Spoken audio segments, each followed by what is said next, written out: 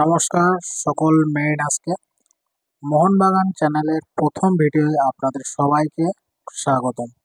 তো এই ভিডিওতে আমি আলোচনা করব মোহনবাগান থেকে অলরেডি আশিক কুনিয়ান চলে গেছে, খবরটা আপনারা সবাই পেয়ে আছেন।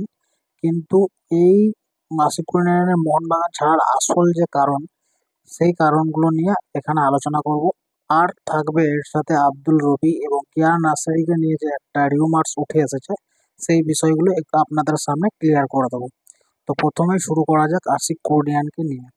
দেখুন, আশিক কুনিয়ানের দল ছাড়ার ব্যাপারটা যেটা আমরা বিভিন্ন সূত্র মারফত জানতে পারছি, সেটা হচ্ছে, দেখুন, আশিক কুনিয়ানের সঙ্গে মোহনবাগানের যে ডিলটা ছিল সেটা ছিল 3+2, মানে 3 বছরের কন্ট্রাক্ট, এবং পরে 2 বছর যেটা +2 ছিল সেটাকে ট্রিগার করতে হতো।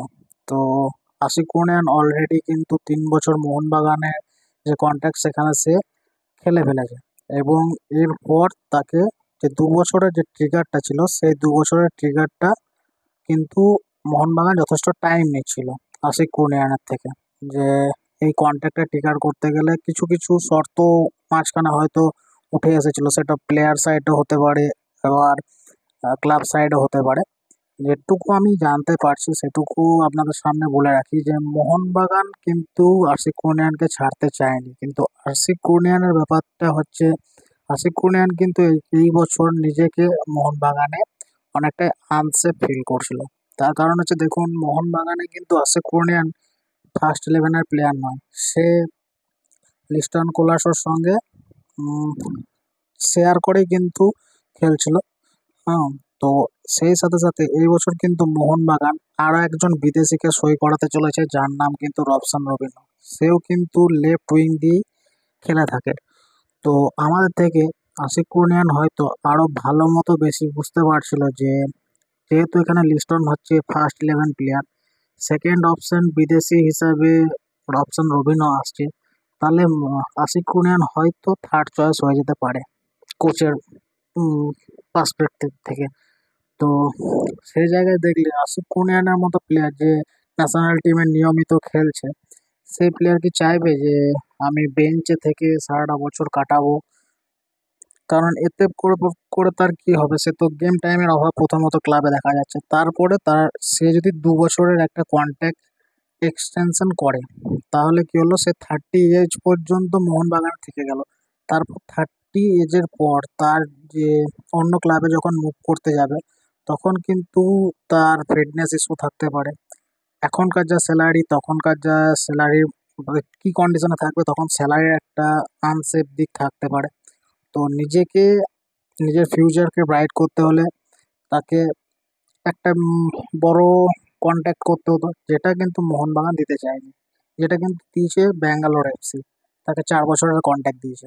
কিন্তু মোহনবাগান চেয়েছিল 2 বছর তার সঙ্গে কন্টিনিউ করবে, 2 বছর কন্টিনিউ করার পর আবার নতুন করে একটা কন্ট্যাক্ট হবে। কিন্তু আশিক চেয়েছিল এখনই একটা বড় কন্ট্যাক্টে যেতে। তো এই ছিল মেন ব্যাপার, যে সে গেম টাইমের অভাবটা দেখা দিয়েছিল তার প্লেয়িং ক্যারিয়ারে, এবং তার ফিউচারকে যথেষ্ট সিকিউর করবার জন্য তিনি মোহনবাগানকে একটা লম্বা চুক্তির প্রস্তাব দিয়েছিল, যেটা মোহনবাগান এখনই সেটার জন্য রাজি ছিল না, যার জন্যই আশিক কুনিয়ানকে কিন্তু নিজের ফিউচারের কথা ভেবে অন্য ক্লাবে মুভ করতে হয়েছে।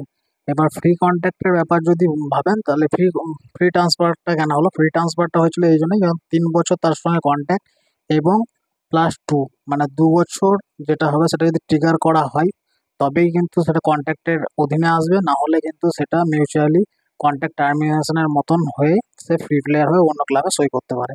সেই জায়গাটাই হয়েছে। তো এখানে আমরা কোনোদিনই আশিক কুনিয়ানকে দোষ দিতে পারি না, আবার মোহনবাগানকেও দোষ দিতে পারি না। তো আমরা চেষ্টা করব মোহনবাগানকে যেমন সাপোর্ট করছি, সেরকম আশিক কুনিয়ানকেও সাপোর্ট করবো, তাকে উল্টোপাল্টা কোনো কিছু বলে তার নামে ব্যাড রিপোর্ট ছড়িয়ে হেট করব না। তো এবার আসা যাক আব্দুল রবির আর কিয়ান নাসারির ব্যাপারটা নিয়ে। দেখুন, আব্দুল রবি আর কিয়ান নাসারি, এই দুটো প্লেয়ারকে নিয়ে যে রিউমারটা উঠেছে, সেটা এমবিএফটি কালকে যে লাইভটা করেছিল, সেখানে তারা বলেছে, হ্যাঁ, মোহনবাগান আব্দুল রবির উপর একটা ইন্টারেস্ট শো করেছে। আর আব্দুল রবিকে নেওয়ার জন্য এর আগেও মোহনবাগান অনেকবার চেষ্টা করেছিল 2 সিজন আগে, কিন্তু আব্দুল রবির ব্যাপারটা হচ্ছে আব্দুল রবি তো রাইটের প্লেয়ার আর আশিক কুনিয়ান হচ্ছে লেফটের প্লেয়ার। তাহলে আশিক কুনিয়ানের জায়গায় যে আব্দুল রবি আসছে এটা কিন্তু নয়। আব্দুল রবিকে কলকাতার কোনো একটা ক্লাব তার প্রতি অনেক তাকে নেবার প্রতি অনেকটা এগিয়ে আছে এবং মোহনবাগানও সেই রেসে ঢুকেছে, কিন্তু তাকে নেওয়া হচ্ছে মূলত রাইট উইংয়ের জন্য, যেখানে মনবীর সিং খেলে থাকে। তো আপনারা কখনো এটা ভাববেন না যে আব্দুল রবিকে নেওয়া হচ্ছে মূলত উম, আশিক কুনিয়ানের রিপ্লেসমেন্ট হিসাবে। আশিক কুনিয়ানের রিপ্লেসমেন্ট হিসাবে কিন্তু আব্দুল রবিকে নিয়ে আসা হচ্ছে না। আব্দুল রবিকে নিয়ে আসা হচ্ছে বা নেবার জন্য যে ইন্টারেস্টটা প্রকাশ করা হয়েছে সেটা একমাত্র রাইট উইংয়ের কথা ভেবে, এবং আব্দুল রবিকে নিছকে যদি পাওয়া না যায় সেই জন্য কিয়ান নাসারির যে এজেন্ট আছে তার সঙ্গেও এক প্রশস্ত কথা বলে রাখা হয়েছে। কারণ কিয়ান নাসারি যেটা মোহনবাগান ছেড়েছিল তার একমাত্র কারণ ছিল গেম টাইম, কিন্তু সে চেন্নাই এনএফসিতে যোগ দেওয়ার পর সেখানেও সে সেইভাবে গেম টাইম পায়নি। তো আবার দেখা হচ্ছে যে মোহনবাগান যদি আব্দুল রবিকে না পায়, সেহেতু কিয়ান যেহেতু উইংয়ে খেলতে পারে সেই জন্য কিয়ানকে নিয়ে এসে হয় উইং দিয়ে ব্যবহার করা হতে পারে, নাহলে ক্যাম্প খেলানো যেতে পারে। তো সে একটা ভার্সাটাইল প্লেয়ার, তাকে সে যদি এখন এই টাইম চেন্নাই ছাড়তে চায় তাহলে তার মতো ইউটিলিটি প্লেয়ারকে আবার দলে নিয়ে আসাটা বুদ্ধিমানের কাজ হবে। সেই জন্য ম্যানেজমেন্ট তার এজেন্টের সঙ্গেও এক প্রশস্ত কথা বলেছে। এখনও কিন্তু কোনো একটা ডিলটা কোনো অ্যাডভান্স পর্যায়ে পৌঁছায়নি বা ভীষণভাবে মোহনবাগান ইন্টারেস্টেড আছে এরকম কোনো ব্যাপার নেই।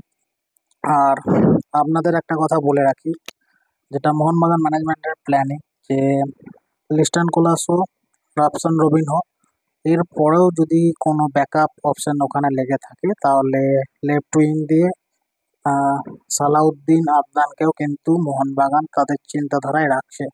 কারণ সালাউদ্দিন দুটো উইং ধরেই খুব সুন্দর খেলে থাকে এবং এই বছর যেহেতু কিছু কিছু জুনিয়র প্লেয়ার আমাদের সিনিয়র টিমে প্রমোট হবে, কিছু কিছু জুনিয়র প্লেয়ার গেম টাইম পাবে আমাদের আইএসএল এ খেলবার জন্য।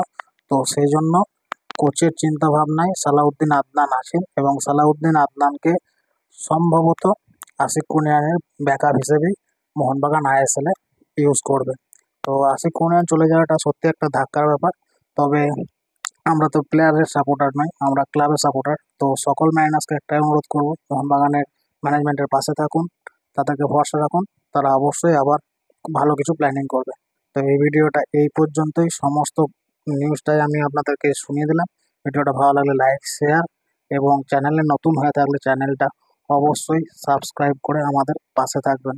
তো এই প্রতিবেদনটা এই পর্যন্তই, কথা হচ্ছে নতুন কোনো একটা প্রতিবেদনে। তো সেই সময় পর্যন্ত আপনারা আমাদের পাশে থাকবেন। ধন্যবাদ।